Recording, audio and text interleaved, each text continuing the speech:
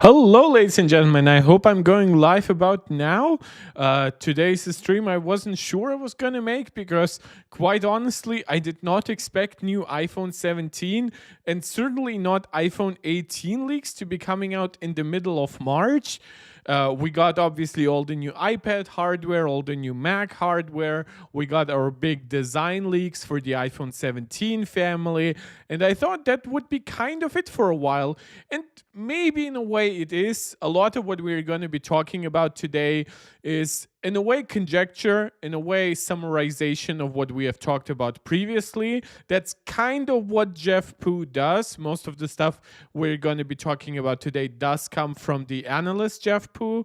And yeah, he isn't a great source in of himself, as far as I understand. He mostly summarizes what people like Mark Gurman and Min-Chi Kuo and Ross Young say, but he does have some sources, from what I understand.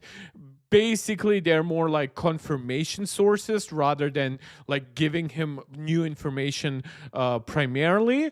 And in the past, his summarizations have been quite decent. There will be one thing specifically that I take some umbrage with in the way it's being shown. It honestly brings up my constant complaint that I also have with Mark Gurman, which I am sometimes shocked by just how little these tech analysts actually bother to analyze the tech that they are analyzing, right? Because they are making predictions about the technology. They're giving you leaks and rumors, but they're doing it in a way that sometimes to me suggests they might not fully understand what they're talking about, which obviously, like, they're not like engineers, they're not developers, they have not worked at tech companies in this way. So maybe that makes sense, but that's why you guys have me, somebody who also is neither an analyst nor a tech guy. But I have a lot of passion for this stuff. So if you want to see me cover this, I invite you to join me. And before you fully join me, shout out for you to do all the YouTube jazz, as we call it around here. Subscribe to the channel if you haven't yet done so. Like the video, share it out with anybody who you think might enjoy it, and comment. I love interacting with a lively live stream, live chat, getting your opinions, your agreements, your disagreements. We already have one of our MarkCheck Pro Max supporters, Angelica, in the chat, saying she's looking forward to a stream with a good attitude. I definitely am pretty optimistic, pretty happy today. Had some really good news at work. So yeah, I'll hope to bring some very positive energy for you guys. Also some very good political news here in Germany. So if you want to check that out, you can watch what the German Bundestag passed today. But that's not a political stream, which I always try to keep it that way, even though we sometimes lose ourselves. And by mentioning that, also shout out to our other MarkCheck Pro Max supporters, Max, Maximus, and Steve. And of course, you can also become a supporter over on Patreon. Plenty of ways to interact with me. Follow on Twitter, go on Blue Sky with the community here on Twitter. So I know Twitter is a mess. I know everything Musk touches is just a shit show currently. But we kind of have to exist in this world, right? I have converted a bunch of people to Blue Sky. I have tried posting a little bit more on there. So the more of you who come there primarily, especially if you come there for me, this is going to be just an extra motivation for me to keep up like my glacier slow moving away from Twitter. But hey, I'm not giving Musk even a cent of my money anymore. I used to be a premium supporter, then a basic guy, and now I'm completely free of any extra stuff on Twitter. So that's about it for today's intro. A giant thank you to Mac Rumors. Is most of it from Joe Rossingle, Joe Hartley, Joe. So thank you to Joe, definitely, and thank you to to Mac Rumors. That was a Freudian slip. Jesus, for summarizing this, but also like some journalistic criticism here. Where is the actual like link to the article you're basically summarizing, right? Like, I know I'm terrible at providing links in my description, but you guys see basically where I'm at whenever I'm covering something from the web. I think if you have a dedicated news site like Mac Rumors and you're citing a guy and you even have like tags like specifically to show that a specific rumor or new piece of news has come from this guy, I strongly suggest you leave the actual link, which are not the two links that are mentioned here. Yeah, so that's a little bit of journalistic criticism from a guy who, again, is not a journalist himself. But I hope that it's constructive criticism. It's definitely, I feel, kind of warranted. So let me get started. First, we are going to talk about the iPhone 17 Pro because I think this what we are getting here is now a pretty clear understanding of its hardware, and I think a lot of its foundations are actually surprisingly solid. Now, there are still individual pieces of hardware like the main camera sensor, even to a lesser degree the ultra wide, which obviously just got improved on the 16 Pro, that are still missing. We don't have like a concrete battery capacity. We don't yet have a final confirmation of whether it's going to embrace vapor chamber heat sinks. But it does look somewhat likely to do so. But everything else we're seeing here, final adoption of 48 megapixel on all back cameras, a better selfie camera, just a bigger body, whether that means specifically larger batteries or better cooling or both, definitely boding pretty well for all of that stuff that just nicely scales with a larger body. We don't yet have full confirmation on the exact materials being used, and this is kind of where my original criticism, or at least my nuance in my coverage of Jeff Poo comes in, and that's because he is not good at leaking that kind of stuff, right? He will basically never be the first guy to say, oh, this new iPhone adopts this or that new design, or this or that new iPhone adopts those new materials. He will basically always come after somebody like Mark Gurman, Min-Chi Kuo, Ross Young, right? So we are not getting any big revelations today, at least not for the 17 lineup. There's one specific piece of news specifically about the iPhone 18. And the camera story is actually pretty simple here. He talks specifically about the iPhone 17 Pro and 17 Pro Max when he mentions a new 48 megapixel telephoto. That's Apple's Tetra Prism 5x zoom camera, up from a 12 megapixel telephoto. And my speculation is, and this is where we notoriously always switch to GSM Arena on this channel, is that this will also come not just with a higher resolution sensor, but with a better sensor. And this is actually pretty easy for me to guess which somewhat cheap but decent 48 megapixel camera Apple will use, and that's because they are already using it.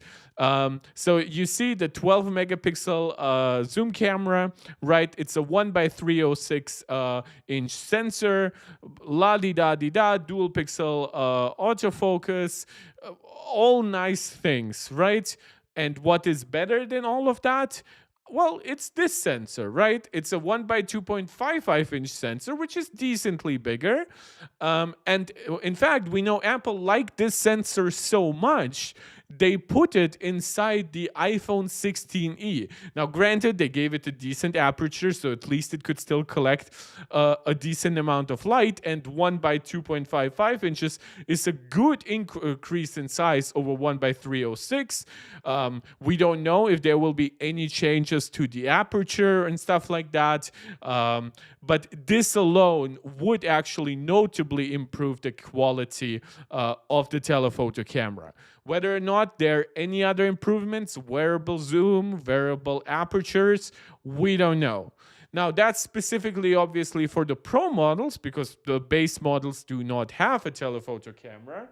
Let me take a quick sip.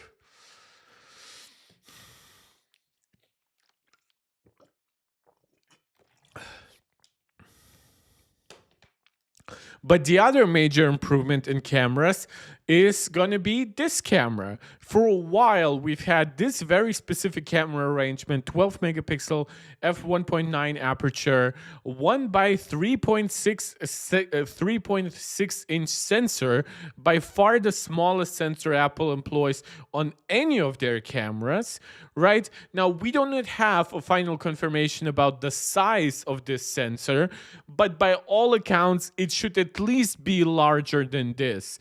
I'm not super familiar with the lineups between Samsung and Sony, what kind of sensor Apple might pick here, but expect there to actually be an improvement as Apple switches from a 12 megapixel sensor on all iPhone 16s and 15s and 14s before it, to a 24 megapixel camera.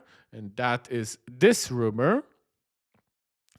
Another analyst, Ming Chi Kuo, also claimed that at least one iPhone 17 model would be equipped with a 24 megapixel front camera. Now, it should be noted that Apple has been quite notorious that selfie upgrades happen across all iPhones simultaneously, right? I wouldn't even be surprised if the 17E next year also gets the better front-facing camera. For one, it's a very cheap camera overall. Like, it's not a big sensor. It's definitely not a big optical system on top of it. And even if it gets a little bit more expensive and a little bit, a bit more complicated to put into the product, don't forget that, for one, Apple has very nice margins, but also Apple has very little technological improvements these days, as all other companies, right?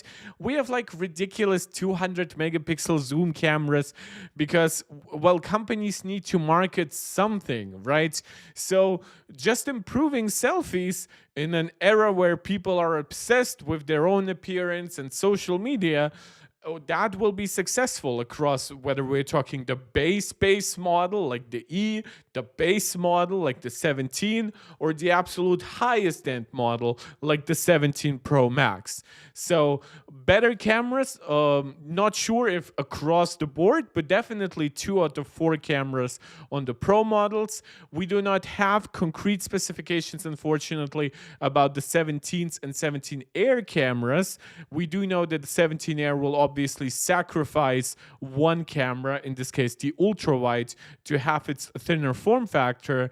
The 17 will keep the design of the iPhone 16, so it will have the dual camera layout that we have known from the iPhone 16. But that's about it, what we know for the camera of those products.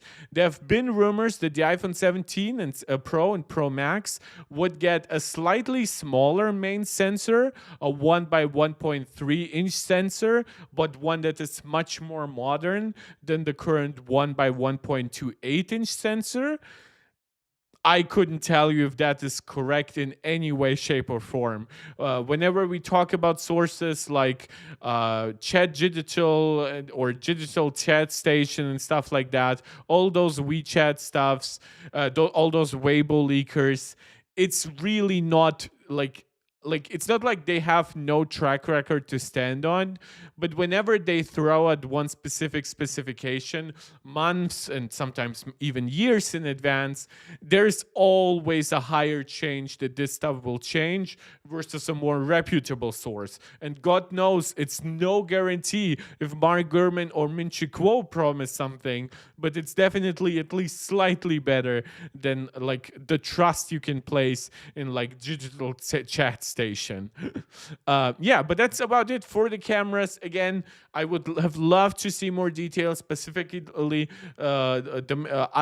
other cameras, the main, the ultra wide, details about stuff like the aperture. For example, when we look at Apple's 5x zoom camera, the Tetra Prism solution, has an f2.8 aperture, so it doesn't let too much light onto the sensor relatively. Now, that obviously comes with the more complicated optical system on top of that sensor. So maybe Apple can improve that, f2.6, f2.4. who knows, right? But hopefully they will improve it. At the very least, they will improve low light sensibility with a larger sensor. If they also find some way to actually shine more light onto that sensor, that's obviously a double benefit. Plus, Apple has really phenomenal sensor shift OIS. So pair that with a larger sensor, and you will probably have one of the best performing low light zoom cameras. Now, will Apple most likely still lose versus the gigantic 200 megapixel sensors with a 1 by 1.4 inch sensor size, especially in decent lighting conditions? Most likely. Could Apple lose still even in medium lighting conditions? Yeah, like the advantage in size and especially in resolution here will actually really matter. But then in absolute low light, yeah, you might think, oh my God, a larger sensor will automatically win. But if you don't have the stabilization, especially on a large sensor where you actually need a little bit more stabilization, to actually focus what your sensor is seeing, then it pretty much doesn't matter that it's sharper. So what? If all it sees is blur, then it's gonna be sharp blur. And we have seen that already, where even the 16 Pro is surprisingly competitive in low light zoom scenarios, even versus those higher end zoom arrangements. Now, I still would like an even larger sensor and a more advanced optical system. Variable zoom, please. But since that's not happening, at least we can look forward to a system that will be somewhat better. And hey, in good lighting conditions, this is also where we're benefiting not just from the larger sensor, but specifically also from the higher resolution. We have seen that from the ultra wide, for example, because the 17 Pro, the 16 Pro introduced a 48 megapixel ultra wide, but it wasn't even that much bigger than the ultra wide on this 15 Pro. So in low light, this camera is barely better than its predecessor, but in good lighting condition where the actual pixels can avoid seeing just noise and actually can get some decent detail on them. In good lighting conditions, it's actually a pretty decent sensor. I still wonder if there's a way to at least give the ultra wide more light on the sensor. Like it doesn't have great stabilization like the main and the telephoto camera. So at least having more light would definitely help in low light scenarios.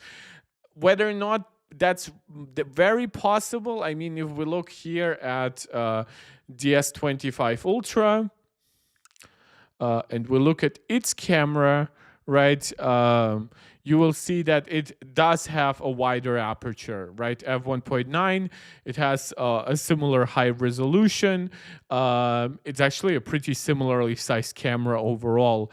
But it does have a wider aperture, despite overall being pretty similar to the iPhone 16's 16 Pro's ultra wide. So let's hope that Apple can do at least something like that, because I've seen, especially in low light, Samsung's ultra wide outperform Apple's ultra wide if you're not using night mode, right?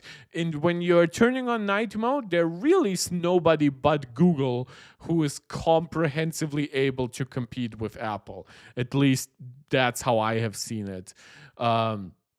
There's also a rumor that Google right now is redesigning the ISP specifically for their next Google Tensor chips. So let's hope that Google will take a big leap forward in photo processing, and that will force Apple's hand, Samsung's hand, all those Chinese competitors. Yeah, but it's a very interesting story here. Also, when it comes to the raw specifications of the iPhone 17 Pro, obviously we know it's getting a newer processor, right? Where is it? Is it not a separate article? So okay, so it's just summarized here too. but it's getting 12 gigabytes of memory. And while sure, you might say, oh, we've seen like OnePlus devices with 24 gigs of memory, and even Samsung offers you like up to 16.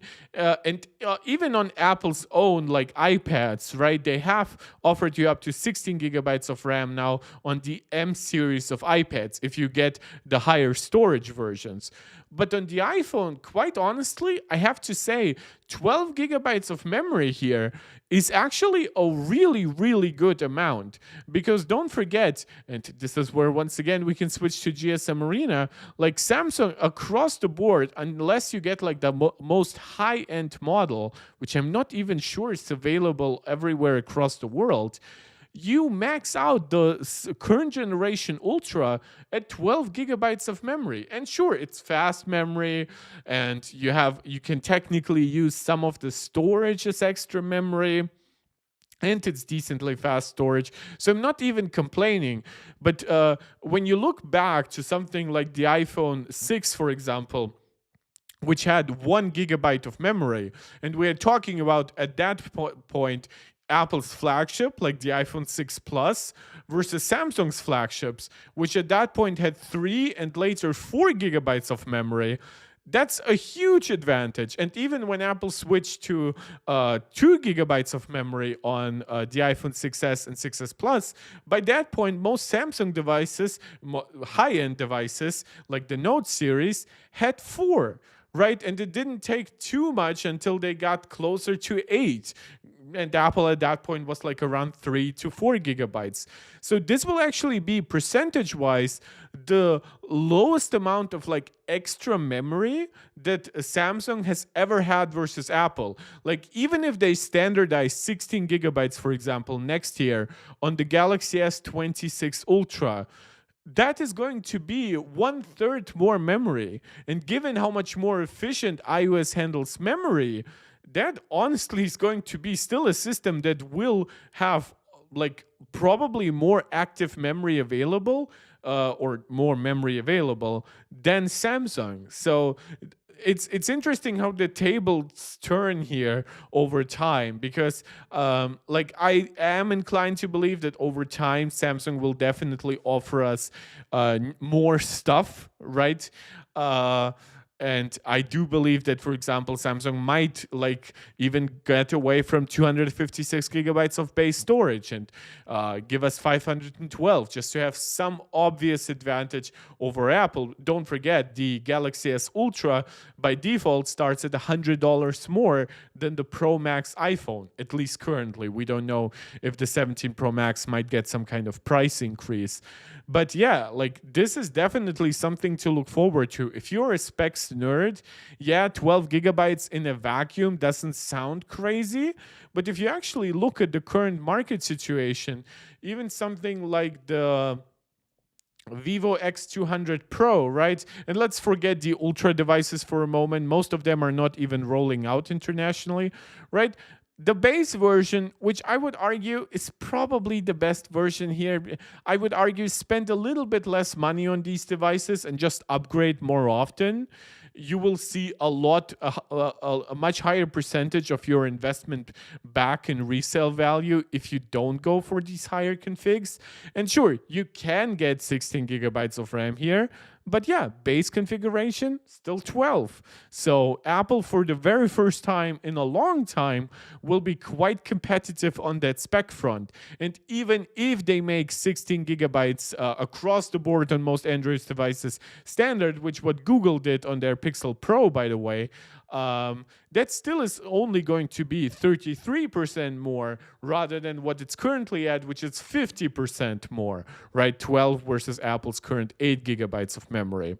The other improvement that we are obviously know is happening is an A19 Pro chip. That makes perfect sense. And it's getting a 3 nanometer third generation process, in this case N3P, which is a slight 10% improvement, 5-ish% improvement to be honest, over N3E, which is currently powering the A18 series. So when it comes to a raw Note improvement. Definitely don't expect anything crazy from the A19 series. However, what happens architecturally, I cannot tell you, right? The A18 Pro is way faster in many ways than the A17 Pro, and way faster, especially relative to the uplift that we got from N3B to N3E. And the reason for that is the change from ARMv8 to ARMv9. Honestly, quite a different processing architecture in general, like not foundationally. Obviously it's still ARM, it's still reduced instruction sets, but it's much better than the node improvement would suggest. And who knows, we might not see a big CPU redesign on this chip, but what if we get a big GPU redesign, right? What if we get dramatically faster memory that pairs super well with the new GPU? What if we get a brand new neural so don't. And I've seen some people buy into that, including the YouTuber Dame Tech. Like, don't base your predictions on processor improvements based on the node they're using. Sometimes you will come in severely under predictions, right? Which, for example, happened actually with the A18 Pro. But very often you might actually be disappointed when you look, for examples, at Intel's Arrow Lake chips, specifically on desktop. They improved by like 2 generations of process nodes from the previous gen, but the chips were barely any faster, especially in single core. And the reason for that is because they came with a brand new architecture. They removed features like hyper-threading. It didn't clock quite the same way. So while it was a lot more efficient, it still wasn't quite as more efficient as one might have predicted. But the performance improvement was actually quite garbage. So again, some of you might be disappointed that it's not going to be 2 nanometer, but yeah, we simply don't know what the exact improvement is going to look like at the end. That leaves us with one final prediction that Jeff Poo is giving for the iPhone 17 family, and this one is actually similar to the selfie camera prediction, which is him saying that we are supposedly getting a new Wi-Fi 7 chip across the entire family. Now, I want to remind people that when Apple improved its Wi-Fi modems from the iPhone 15 Pro to the iPhone 16 generation, they gave it Wi-Fi 7, right? But they actually did not improve peak download or upload speeds. So while yes, it works better with newer Wi-Fi 7 modems, and yes, it technically supports the aggregation of 2.4, 5, and 6 gigahertz Wi-Fi bands, it's not actually faster than the previous generation.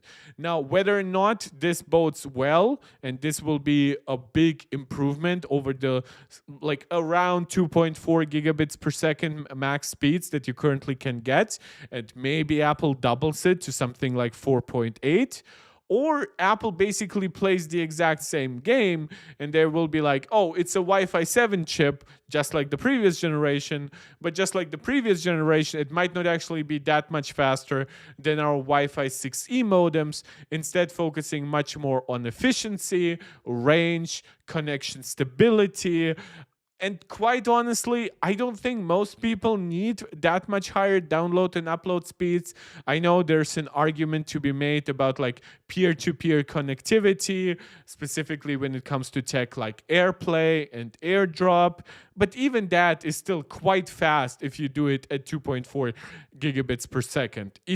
Even if you max out that speed, by the way, at all, because that I don't actually think that Apple maxes out the entire speed of the modem, certainly not for AirDrop. I think some connections would be way faster than they actually are, or maybe there's just some instability in the connection that holds it back, which hopefully a modem like this, whether theoretically faster or not, could help with.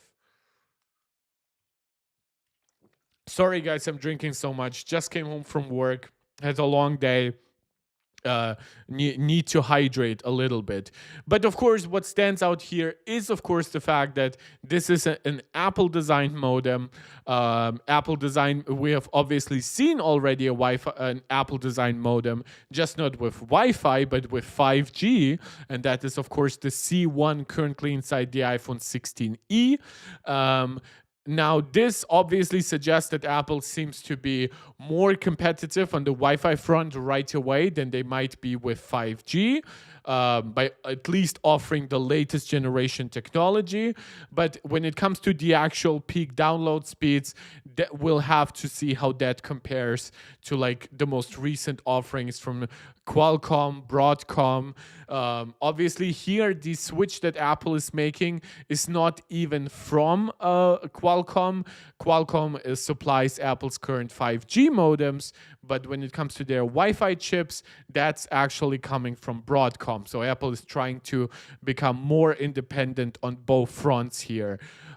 Whether or not this switch will have any like potential legal issues, like when it comes to patents from Broadcom, I'm honestly not quite sure if Apple will have to pay any licensing here. But ultimately, I think that it will be quite worth it for Apple if they're doing that. If this was not an economical choice, I'm pretty sure Apple wouldn't be doing it. And just one shout out to you as consumers. Please never focus on these theoretical bullshit like, oh, Wi-Fi 7 is basically as fast as Thunderbolt 4, 40 gigabits per second. Those are not real life speeds. Your modem won't support those speeds. Your device won't support those speeds. Even if it did, it probably would overheat in a short period of time. Even if your modem did, it would probably be overclocked to hell, consume like 3-4 times more energy, would have to be constantly running its fans at full speed, and probably would die after a few months. So yeah, 40 gigabits per second, while yes, technically that is a Wi-Fi 7 specification, that's the speed it can reach, I just wouldn't expect that. The only real 100% guaranteed improvement that Wi-Fi 7 offers is basically the simultaneous usage of 2.4, 5, and 6 gigahertz bands. That's about it. Other improvements, even like lower latency and more reliable connectivity, honestly will depend way more on your modem, on your network speeds, than even just like whatever is in your iPhone. Especially on the iPhone, because the iPhone doesn't have a huge antenna. Like there is a reason why sometimes 2-3 year older iPads, and especially Macs, which thanks to their larger size have much larger antennas, do outperform iPhones in maybe not peak download and upload speeds, but definitely in terms of connection stability. I always see that when I'm on the train. My iPhone might have like only one stripe when it comes to the connection strength, and my 5G iPad, which has like a modem that is 2 generations older than my iPhone, or even 3. It's the M1 iPad Pro versus the iPhone 17 Pro Max. Versus the iPhone 15 Pro Max. I jumped ahead a little bit. And it basically always has better connectivity. Now, if I put them in a spot where I know the connection is great, my iPhone reaches higher download speeds there. But when I'm in an area where I have very bad signal strength, then my iPhone gives me like 20, maybe 25 megabits, and it it loses its connection once I go around a specific corner. But my iPad, for one, holds the connection longer, and in the same spot might give me 5 to 10 megabits higher download speeds, suggesting that it has a better connection to whatever antenna it's connecting to. So just trying to tell you, just if your iPhone, for one, we already have Wi-Fi 7 iPhones, and obviously those iPhones are not 40 gigabits per second. So whenever you read like theoretical maximums for specifications, always keep stuff like that in mind. Now, obviously, the iPhone 17, 17 Air, 17 Pro, 17 Pro Max. Those are this year's models, right? But we are getting some models next year, the year after that, and Jeff Poo is also commenting on them. Now, first, let's get one thing out of the way, which is Apple's Foldable, which is supposed to begin mass production in the second half of 2026, and that would come out sometime in 2027. My personal prediction is it could launch simultaneously with a new iPhone, right? Like an iPhone 18e, for example. And basically, Apple would simultaneously cover the low range, like the $600 iPhones, while simultaneously offering a brand new thing, which is an over $2,000, maybe even $2,500 iPhone. I've seen recently predictions that it's going to be 2,200 or 2,300, and honestly, that to me is complete bullshit. The exact pricing is something that even Apple currently doesn't know about. That is it going to be likely above $2,000? Yeah, sure. Add another 1.5 year of inflation, potentially the instability of Trump's tariffs, and all that jazz. Yeah, it's definitely going to be over 2,000. But how much more?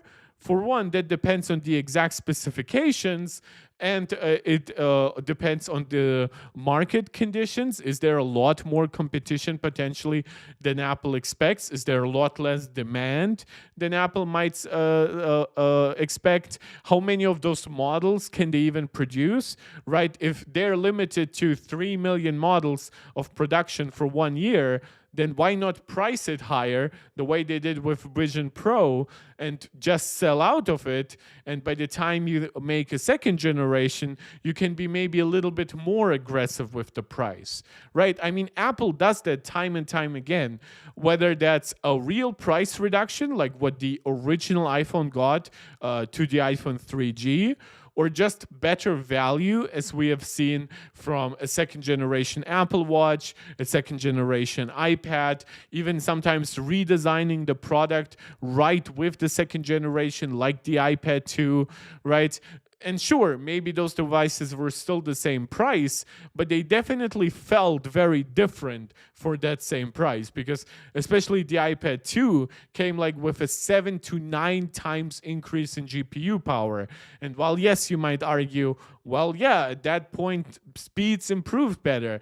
Nah. We never got a year like that before or after. So Apple clearly was cooking with the move from the A4 chip to the from the A5 chip to the which chip was that? Oh, Jesus. It was from the A4 to the A5. The iPhone was called the 4S, but yeah, from the A4 to the A5 chip.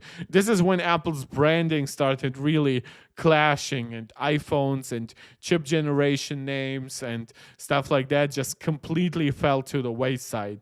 iPhone 3G, I will never forget Apple for calling it that. I think that's so freaking stupid because it was the second generation iPhone, and yes, I know it connected to 3G bands, but they didn't call the iPhone 12 the iPhone 5G. So, but I guess those were different times back then. So let's continue speaking actually about what I was going to talk about, which is Apple's upcoming Foldable. Now, ignoring the pricing, the exact chip it's going to launch with, the exact cameras it's going to launch with, one thing that is supposedly a focus from Apple here, now that's beyond the other focus that we have known about for a while, which is Apple's determination to eradicate the crease on the display, right? So they do not want to deliver a product that suffers the same setbacks as like a current Galaxy Fold, or even a OnePlus Open, or an Oppo Find N5, right? All of those devices have creases, some more, some less. It depends a little bit on the exact hinge mechanism, but just the current generation of like foldable OLED tech tech is not quite there. So we know Apple is spending research and development money on removing the crease, but according to Jeff Poo, the other focus is on the efficiency of that display. In fact, we're not talking even specifically about the panel. That efficiency level is more up to Samsung.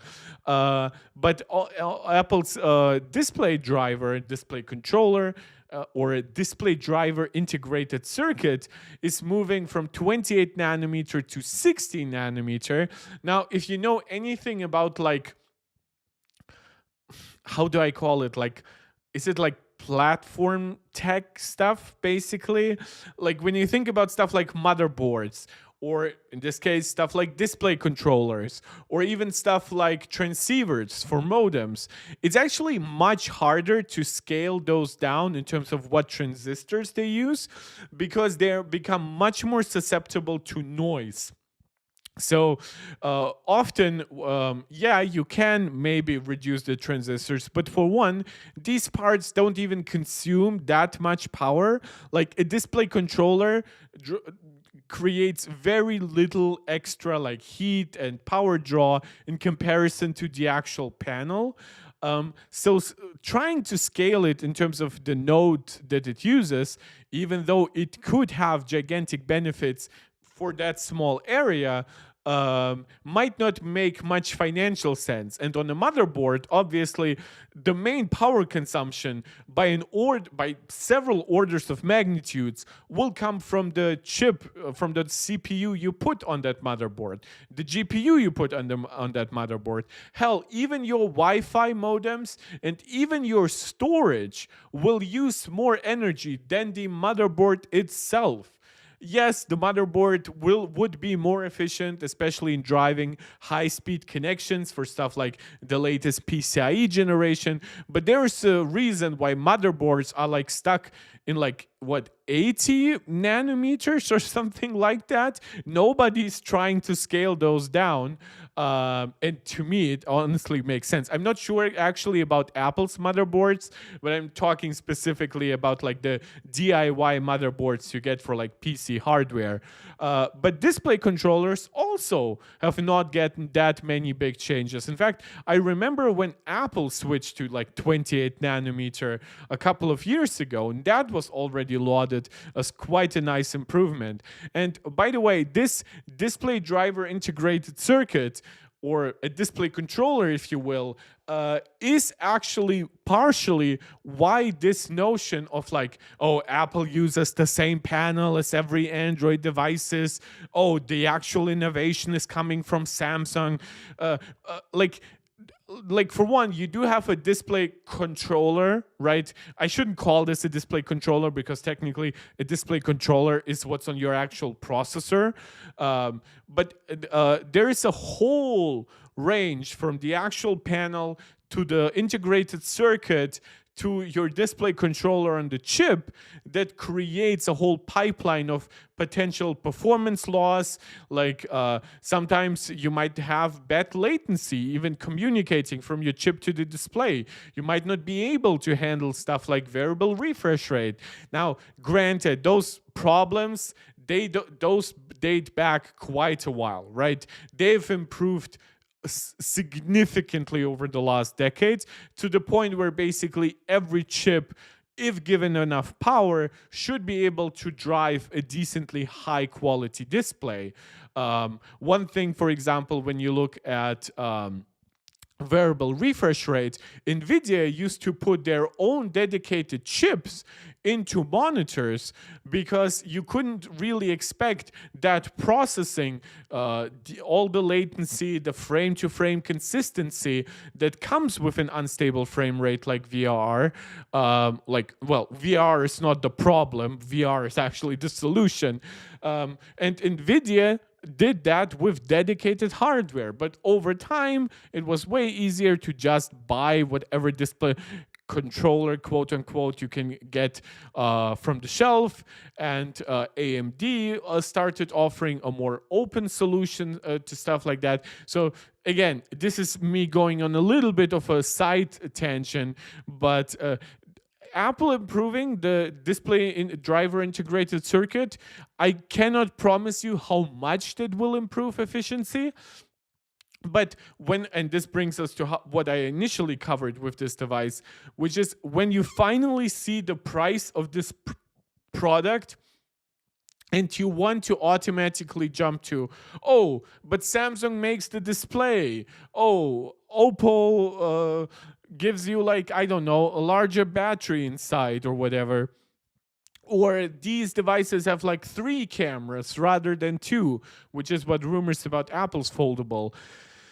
I'm just trying to tell you there are reasons for why this product is going to be quite costly. Apple is going to adopt silicon carbon batteries. And yes, while Chinese companies have already done so, Apple does like their margins.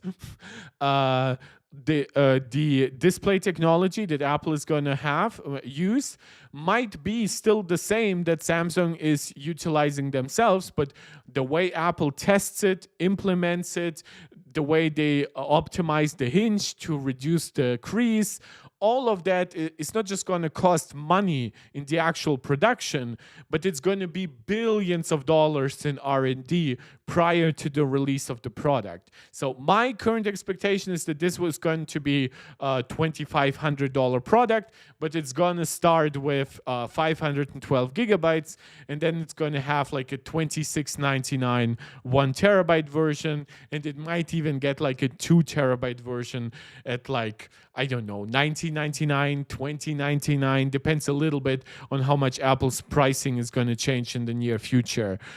So while this is a very small detail, it does suggest to me, similar to what I've seen with Vision Pro, where Apple created like rounded motherboards just so it fits more perfectly in that specific form factor. Like, there will be cost adding stuff that will be invisible to the user, but you will actually feel it once you use the product, right? Even if Apple uses silicon carbon batteries, if the inside is a relatively high resolution 120 hertz 7.8 inch panel, every tenth of a watt that Apple can save will count. And within a product that is going to be so thin, that tenth of a watt is also not just going to have an impact on its battery life, but also on its cooling capabilities. So just trying to tell you, there's a quite nuanced story that is slowly being built with Apple's foldables. But let's get from the foldables to products that a lot more people are going to buy, specifically the iPhone 18 family, and more specifically the iPhone 18 Pros.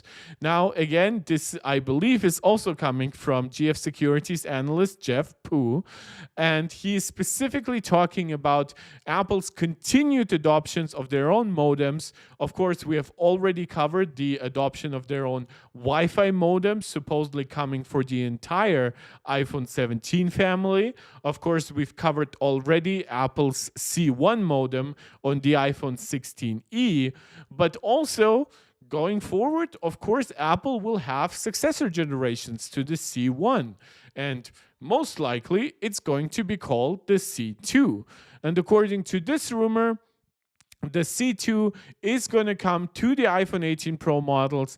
It's interesting because we've had some models in the past suggesting that all Apple iPhones will get Apple's own modems.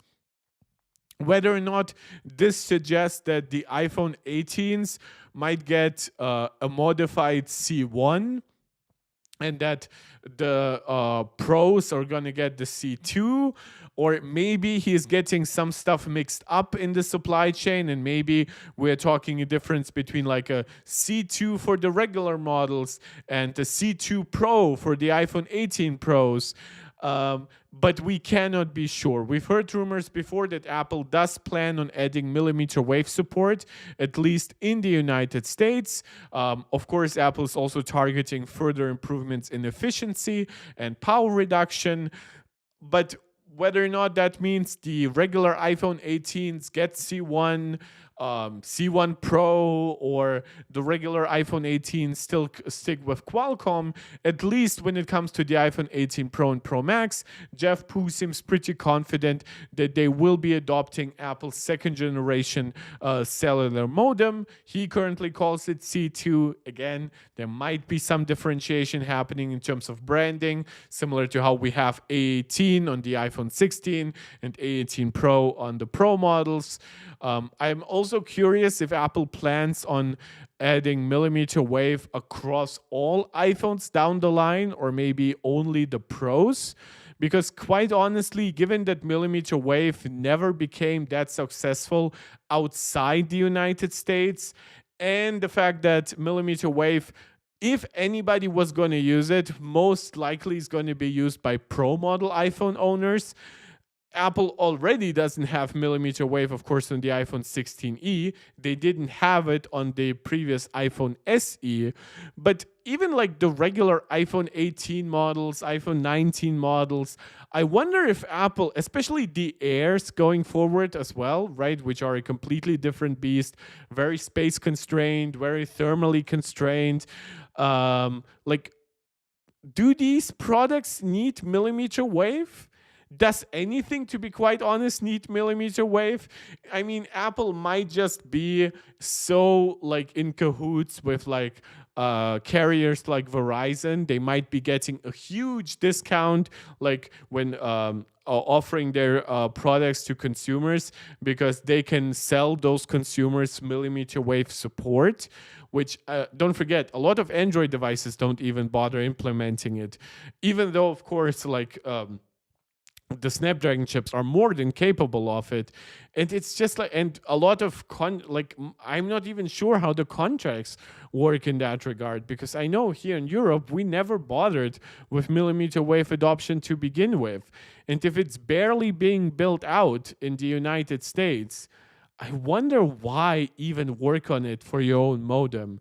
The only reason I can really see for that is kind of like an honor thing. Like, Apple really wants to beat Qualcomm and offer all relevant tech that Qualcomm has already been able to offer, and that of course includes millimeter wave. But if you were to ask me, I think Apple should actually follow some of their core principles about the iPhone 17 Air, and that most likely is going to be no millimeter wave, no physical SIM card tray, right? All that stuff to me is extremely positive. Get rid of as much single purpose hardware as possible. Get rid of as much analog hardware as possible, right? And to me, while I do believe the iPhone 17 Air might be a bit too compromised, the main thing I mentioned, of course, is the lack of stereo speakers and the lack of a secondary camera. But like lacking millimeter wave support, that to me is only an advantage, not a disadvantage. Yeah, but let's see how that's gonna pan out. Rosa joining the chat. Hi, thank you for all your support. And yeah, we have, of course, like roadmaps being leaked, kind of like about the C2 and C3. Jeff Poo does not go into too much detail about the C2 here, but he does basically confirm something that we expected. Still interesting to see that we're not seeing like a cover all bases strategy where the base iPhone models might not get the C2, but this might also be something that he might simply not know, right? Maybe if he focused just more on the iPhone 18 Pro with his sources, they were able to confirm to him that Apple is working on the C2 to implement there. Maybe if he asks sources more familiar with the regular iPhone 18 models, we would be thinking, oh, it's also getting the C2. Because don't forget, in fact, both rumors that we have covered today that apply to the entire iPhone 17 family have actually been a little inconsistent in the past. Like, originally, we did not know if all iPhone 17 models would get a 24 megapixel front camera. I believe the original rumor by Quo suggested it might be a Pro Max exclusive thing, right? And then with the Wi-Fi modems, we came relatively quickly to the conclusion that every new iPhone is getting like a Wi-Fi 7 modem by Apple. But for a while, we didn't know that either, to be quite honest. For one, we suspected early on that Apple's Wi-Fi modems might be a little bit underwhelming, so maybe they would actually make more sense on the base models rather than the Pros. But then whatever internal development Apple had for those devices seemed to have been quick enough to say, no, no, no. It's actually good enough to implement across the entire 17 family. So we might actually see clarifications like that later on about the C2. We might currently only expect it for the Pro models, but if it pans out good enough, Apple could put it in the regular iPhone 18 models as well. In fact, I don't really see a reason to not do so if you have enough supply for it. Maybe Apple still needs to get rid of whatever like inventory they plan to have by the iPhone 18 from Qualcomm. Maybe that's just going to be their last year of like obligatory purchasing from Qualcomm. But that also suggests to me that Apple actually believes that their C2 modem is going to be better than whatever like older Qualcomm modem they're going to put in the base iPhone 18s. Again, I've just speculated a whole bunch, so I apologize for that. But yeah, that's kind of how you should see it. We could get the C2 still across the entire iPhone 18 family. It might just be a lot better than the cheaper Qualcomm modems that Apple still plans to use on the base iPhone 18, or it might be some differentiation, miscommunication, like maybe the 18 Pros get the C2 Pro and the regular 18s get the C2, or maybe the regular 18s still get the C1. So plenty of opportunities to how this like one sentence could actually end up playing out in the real world. Now, there is one specific rumor that I've been wanting to talk about ever since I originally read it today. And it's because I kind of misunderstood it as well. And this one actually goes beyond the iPhone 18 family. And this is about the iPhone 19, or whatever it's going to be called by that point. No, no.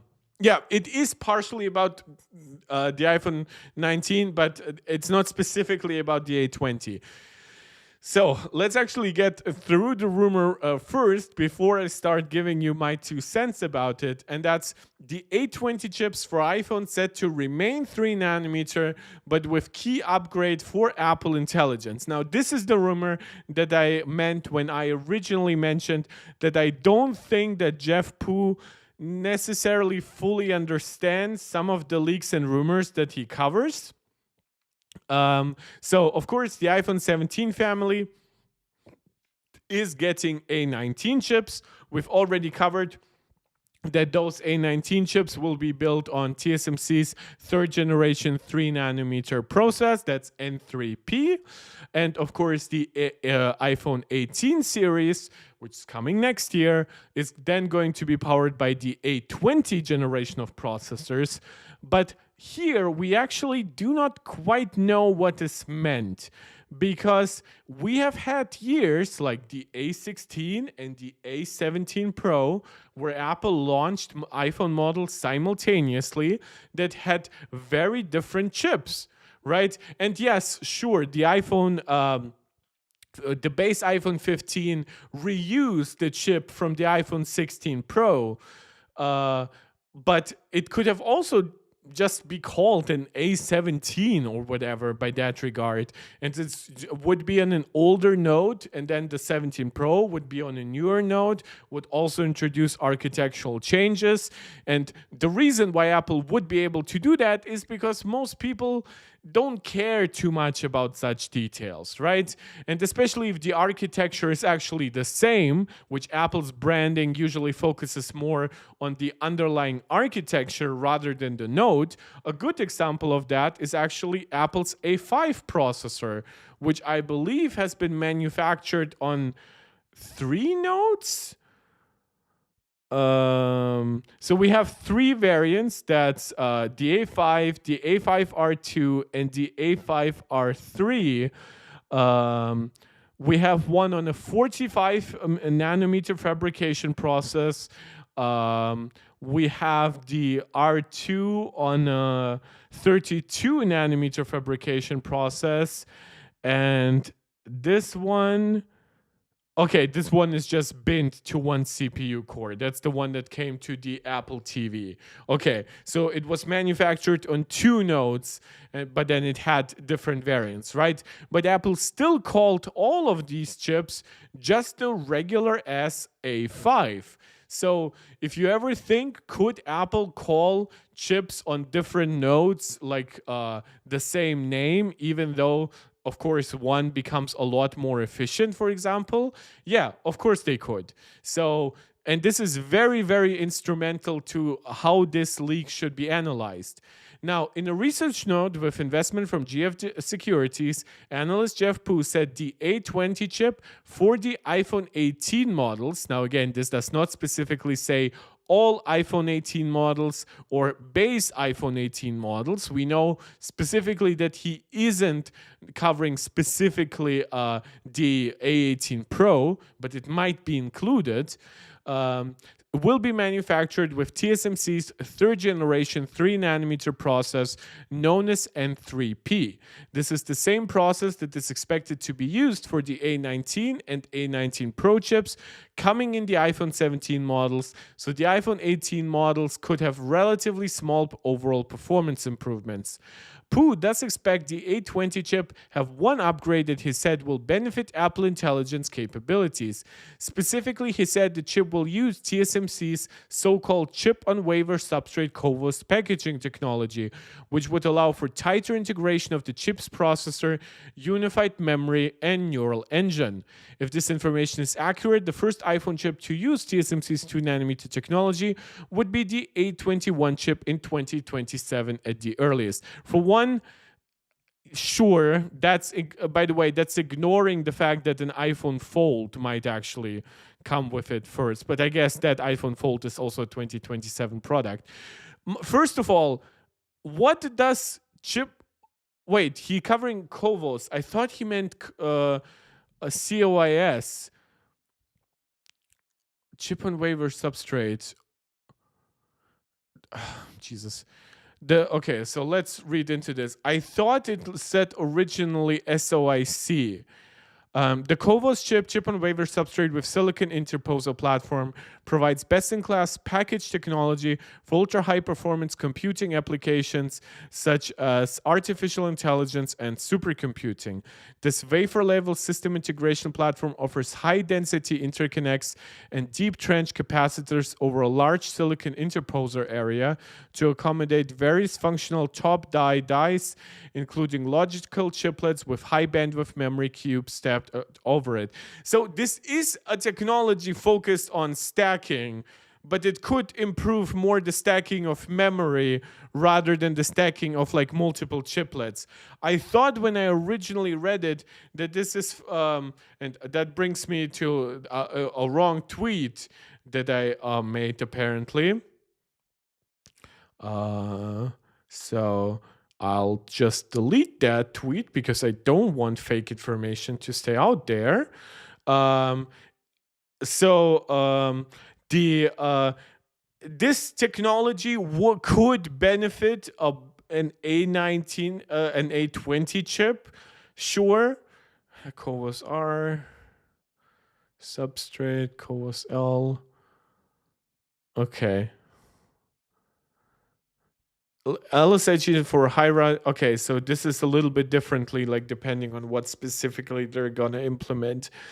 Why would I do have a question though? Like, I know that these technologies improve like internal communication on the die as well too, but how much is Apple like really limited with like their A&E and stuff like that. As far as I know, almost every component on their SoCs can access the entire memory bandwidth and stuff like that. And a lot of these, the processing would also be limited by like system level cache, because you still need like a buffer where the actual processing can take place. So this is something that really confuses me a little bit. And this is honestly where I hate it when like analysts who are supposedly so deep in the know of all this new stuff will be like, oh, it's tighter integrating this stuff, like, but like it's all already integrated. Like you already have unified memory. The neural engine can access all your unified memory. Your processor, your GPU can access all the unified memory. All of those parts can even work simultaneously. When you look, for example, at metal-based AI computation, it can use simultaneously CPU, GPU, and neural engine. Could this improve it?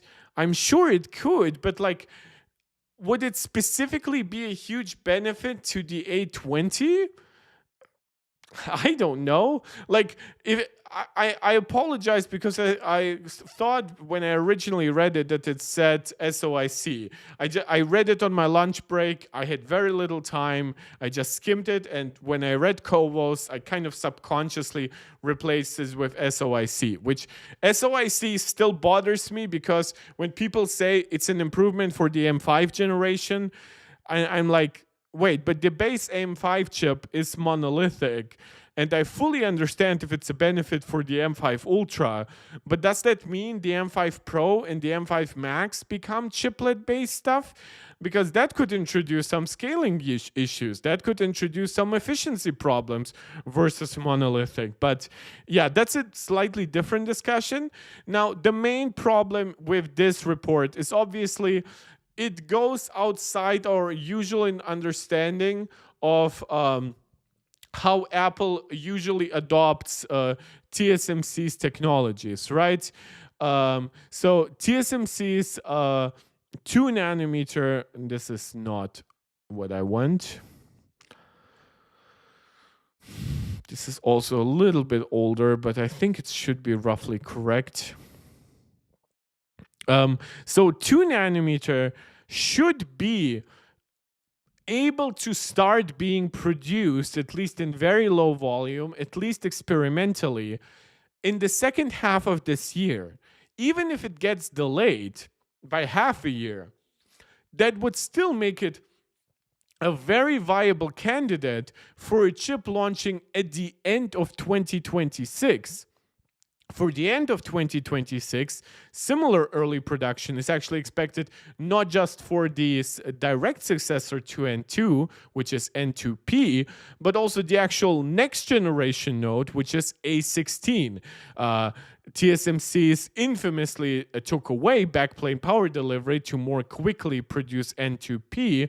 And in fact, in my humble understanding, A16 is going to be a bigger leap, because sure, N2 versus N3E, this sounds like it's a big improvement versus N3E here, but we might get N3P in the meantime. We might even get, as we've seen from this leak, an extra year of N3P in the meantime. So time-wise, the benefits from going from potentially N2 to A16 in 1 year are gonna be huge if it actually pans out. My speculation is, and in this case it's built on a little bit of hope, is that TSMC sticks to this promise, and that N3P is just going to be a slightly refined N2.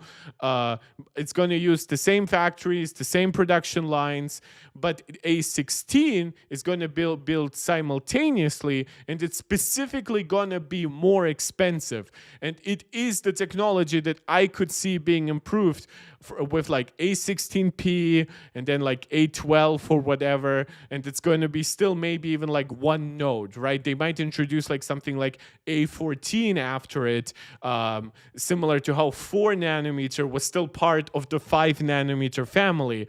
But yeah, not having a 2 nanometer chip in 2026 for Apple, who has been notorious in adopting all these nodes as early as possible. Now, don't forget, there was a delay for N3, but we got it basically as early as we could. In fact, we got it really comprehensively. We got it on the A17 Pro, we got it on the M3, the M3 Pro, the M3 Max. In fact, we now have enough M3 Maxes apparently to also make M3 Ultras. And then N3E, we also got as quickly as possible because that one wasn't actually delayed by itself. It just followed the delay of N3B. So how do I read this specific rumor? I read it the following, and you can correct me later on if I obviously am proven wrong or if you have very different predictions. And my own prediction is that the A20 for the iPhone 18 might be a 3 nanometer chip. So it might just be, honestly, it could be a rebranded or ever so slightly improved A19, right? But then the A20 Pro chip on the iPhone 18 Pro would then be a 3 nanometer, would then be a 2 nanometer processor. Now, is that is going to be play out the way I said it? I don't know, but I would be very, very surprised if the iPhone 18 Pro models come still with a 2 nanometer, with a 3 nanometer chip, especially given Apple's maniacal obsession with efficiency for their next foldable. If their foldable comes out like half a year after these iPhones, it's most likely still going to have the same processor. Or who knows, it might just be Apple's first actual product with 2 nanometer. But my suggestion is it's going to have the same A20 Pro as the Pro models. And at that point, like launching a over $2,000 device in 2027 that is still on 3 nanometer, at that point you might actually be left behind. If Qualcomm makes a great deal with TSMC and tells them, look, we might actually pay Apple's like usual higher pricing just to get it a little bit early, I don't think that Apple is going to risk it. I expect the M6 and at least the A20 Pro to be on 2 nanometer. Quite honestly, I still wouldn't put it past Apple to have some 2 nanometer surprise even this year. Technically, that would be feasible. I still don't think it's likely, which unfortunate because I bet like what $150 on it to a charity of your guys choosing.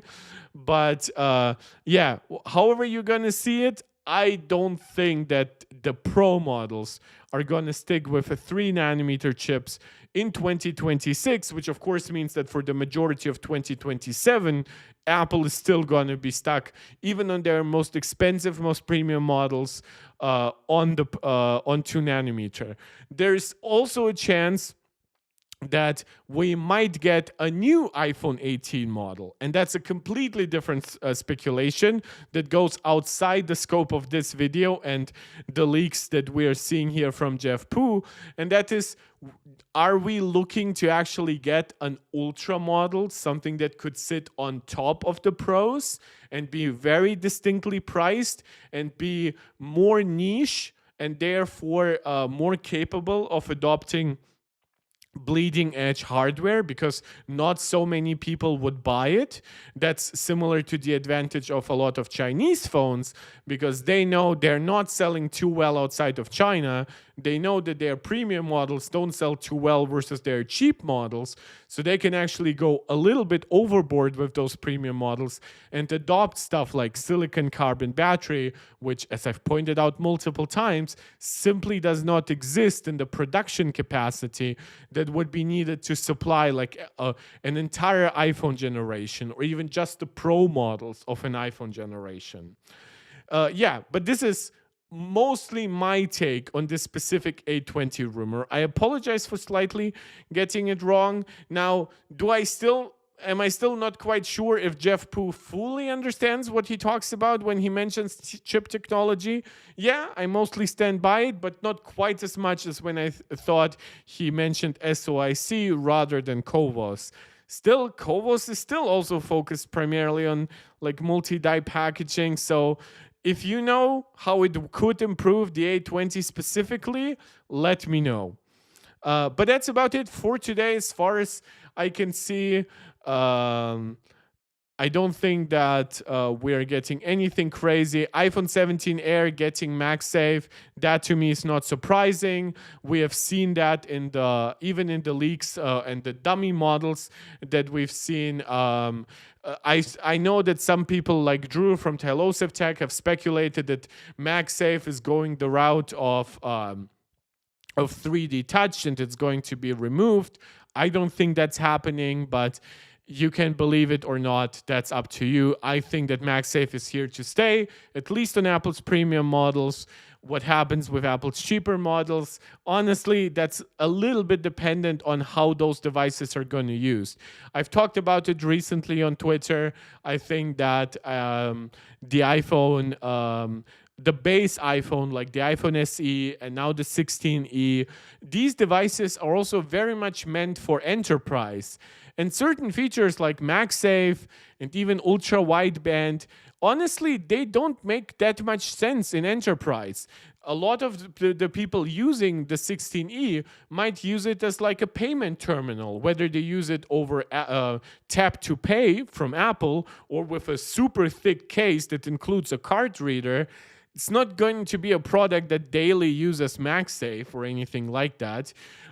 If it's like a company product, you're probably not pairing it with your AirTags. And even if you lose it and try to find it, for one, that's kind of potential for a company write-off. But if you want to find it, UWB might be a help.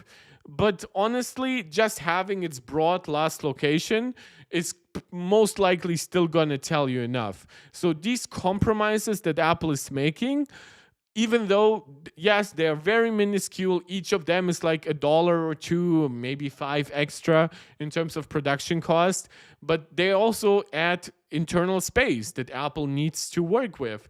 And honestly, I think Apple thought, oh, this might be an very like device very much liked by enterprise. Do they need the absolute best camera or even a camera as good as on the iPhone 16? Hell no. We're just going to give them a nice wide aperture, a small sensor. It's going to actually be super easy to focus on it, right? Because it's not creating a huge shallow depth of field bokeh effect, but it's going to have all our other features. Do they need ultra wide cameras? Not really. Again, MagSafe, UWB, even like faster USB-C stuff. I could argue that if there is one iPhone that Apple could remove stereo speakers from, it's an E model rather than the Air. And then, of course, stuff like using all those internal compromises to give it a bigger battery is most likely the smartest thing ever. And even like the compromises on the A18, like having a one fewer GPU core, are the people buying it for enterprises really using it a lot for gaming? Even if they are, it's not something they're going to pay more money for, so it plays games better. So yeah, just trying to teach you the nuance. And you see, I myself am very much capable of, even amidst the stream, correcting myself, accepting new information, or accepting that I got something wrong. And one last thing, and this is not a rumor, but this is coming from Ryan Christoffel from 9to5Mac. A nice article about him changing his mind about camera control. So for one, of course, Apple improved it via software. So you can turn off the toggle that reads require screen on. That's, of course, very, very important. This new settings fixed one early annoyance of camera control, which was that I would need to press it twice before the camera app would launch, once to wake my iPhone, then the second time to launch the camera. So this is actually a limitation I wasn't aware of initially. And yeah, it's definitely good that Apple fixed it. Then, of course, Apple added visual intelligence, adding literally more functionality to that button. And apparently it's really good for cold weather seasons. I get cold pretty easily and my skin also can dry out and crack fast. Oh, he's a prime candidate for dermatological help. This means throughout winter and even a decent chunk of fall and early spring, I wear gloves when I'm outside. My history with touchscreen friendly gloves has been hit or miss. Even with good touchscreen gloves, there's no doubt that camera control is a much better photography option than touching the iPhone screen. Um, yeah, can Apple still like improve it potentially where it's placed exactly on the product, or maybe they can actually elevate the button a little bit? Do most people need stuff like adjusting zoom or exposure levels through the swipe mechanism? No. But as a simple capture, one click button, I think it's amazing that we have it. We now have the action button. And if you were somebody who in the past really liked the mute switch, now you can, and you, for example, like me, might have switched your action button to basically be like a camera control button. Well, guess what? Now you could set it back to mute switch or some other kind of shortcut. And similar to how Apple improved camera control, I still am shocked that they haven't improved the action button by simply adding a double click gesture to it. Like, yes, let long press be the main way you interact with it, but please give me a secondary way to add features to the action button. I don't need it on camera control. I'm fine keeping it as a completely separate button. I believe you can also like switch between one click being basically for your main camera and then double click being for extra camera apps. And then, of course, long pressing will make it a visual intelligence button. That's perfect. That's all you're going to need. But action button, please give us an extra feature there. Beyond that, is there anything else coming out? Not really. Like, I know there's always small stuff, people talking about potential redesigns, new features launching across the ecosystem, even including like car manufacturers adopting Apple's car key, Apple losing antitrust appeals to Germany and what it could mean for the App Store. Apple expanding tap to pay. Tap to pay, by the way, also one, I think, undervalued feature specifically for the value of iPhones in enterprises, because you could have an iPhone that you don't need to connect to like an accessory that has like a card reader and everything. And sure, you won't get quite the same level of support for like prepaid cards and debit cards and whatever. But if you live in an area where you know 99% of your customers are just going to have regular credit cards that support wireless payments, and obviously people who have like Apple Pay and Google Pay and Samsung Pay, now you don't need that kind of accessory. And this is, again, where you would probably want a product like the iPhone 16e rather than a product like an iPhone 16 or 16 Pro. Because why pay extra for a product that you're only going to use for one specific use case? And why pay more for an iPhone 16 that might have actually worse battery life than a 16e? So again, a lot of nuance that I think gets very often lost whenever people cover Apple. I hope I provide you some of the nuance. I criticize Apple plenty, but I do believe that some of the recent criticism, especially with all the vitriol surrounding Apple Intelligence, has been so overblown. So I'm very happy that I was actually able to cover hardware stuff today. And even when we talked about software improvements, it was still connected to like a hardware feature like camera control. Once we got closer to iOS 19, once we get closer to Apple talking more about AI Siri actually coming out, I will cover all of that. But I did definitely enjoy talking more about hardware recently. So thank you very much for the opportunity to do so. Yeah, but that's about it for today, guys. Thank you so much. There isn't that much actually in terms of like reviews and stuff like that. I was hoping that Alex Ziskin or Ziskind, I think Kind, given that I suspect this is like an Eastern European like Jewish name.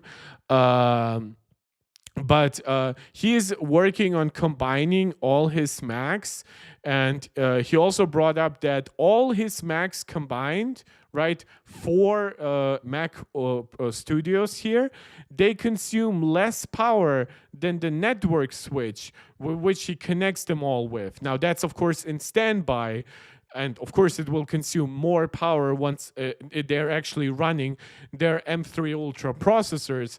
But I'm just trying to tell you, there are a lot of advantages here with the Mac Studio that I think a lot of people are underestimating.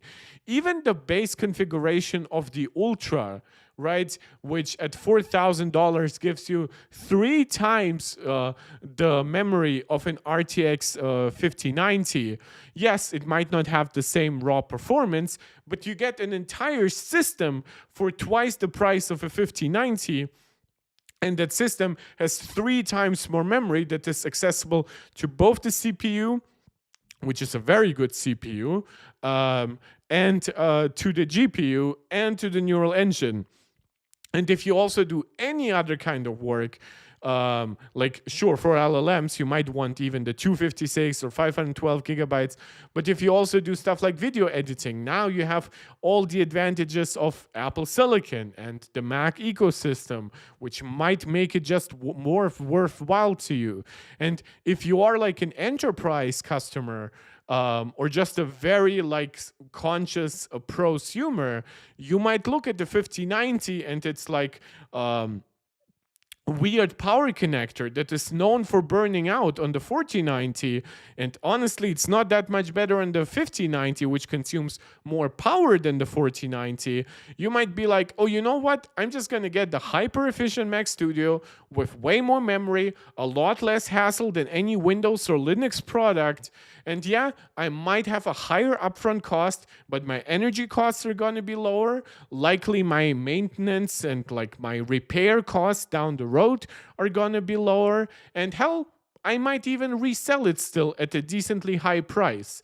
Again, that's not a guarantee that it's great in every way or it's going to suit your workflows necessarily better than like a 5090 or a Quadro workstation. But there is so much to like about Apple's Macs these days. This is why honestly I am so shocked like at some of the not and that's not good coverage, I would say. It's not coming from any of the reputable sources, but I see people shitting on macOS, asking for new Snow Leopard-like releases. And I use macOS all the time, and I literally have none of the issues they ever mention. And I don't even have a high-end Mac anymore. Like I have an M1 Max device, and sure, I have a nice like 32 gigabytes as a buffer, but like my Spotlight search works, my search inside settings works. My the weather app, by the way, did not work in the previous macOS beta, but that was specifically a beta issue. The new beta instantly fixed it. But I don't blame Apple for stuff that comes up in betas publicly. That just doesn't make sense. I bring it up maybe if it's really something that needs to be fixed, but usually if it's like in a second or third beta, I'm like, you know what, Apple is most likely gonna see it anyway. And usually that's what ends up happening. So I've talked now for quite a while. I actually stayed on for a little bit longer than I expected. Thank you to anyone who joined. This obviously wasn't the most lively live chat ever, but I fully understand inconsistent timing, and I've kind of primed you guys that I might not be streaming for the rest of March that much anymore. So thank you still to anybody who found their way to this stream. As always, do the YouTube jazz, subscribing, liking, sharing, commenting. Don't just comment in the chat, also comment in the comments afterwards. Whenever you catch me live, consider supporting this channel directly with super chats, super stickers, super thanks, channel memberships, Patreon subscriptions, and just engage with me on Twitter or in Blue Sky. And as always, let me know what you would like to see me cover next. Thank you guys so much. This is Mark Tech tuning out.